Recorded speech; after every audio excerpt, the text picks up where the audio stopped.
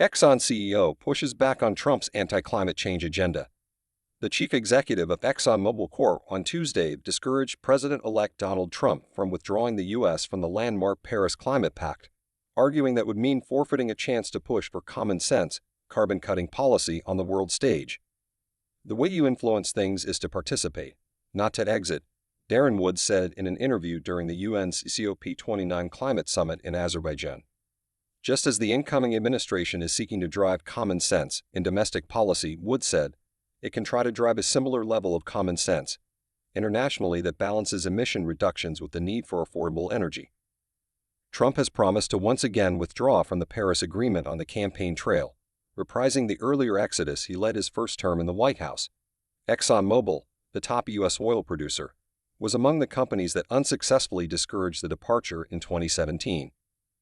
Woods' comments underscore emerging policy clashes between the oil industry and the incoming president, who has vowed to drill, and unleash American energy might, even if it's at odds with producers' focus on shareholder returns.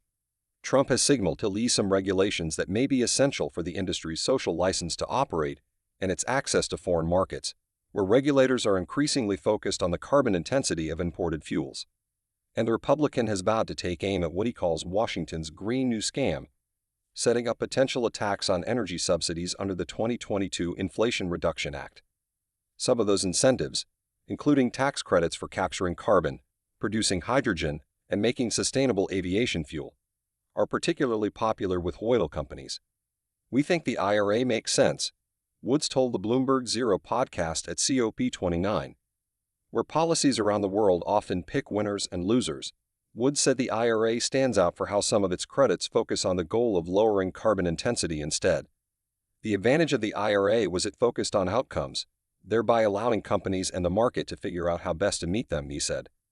The Treasury Department is still writing guidelines for what projects qualify for an IRA tax credit that rewards the production of low-carbon hydrogen production.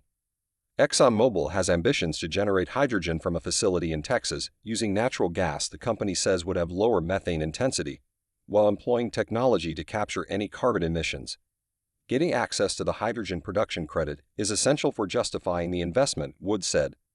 Woods said government policies are critical to encouraging investment in the energy transition, where lower emission technologies often come with a green premium. If you look at the drives to invest in the transition, there aren't any market forces or incentives to invest, which is why government policy is either mandating or subsidizing, he said. To go from the system that we have today to a less carbon-intensive system is going to require money, and it's going to be more expensive.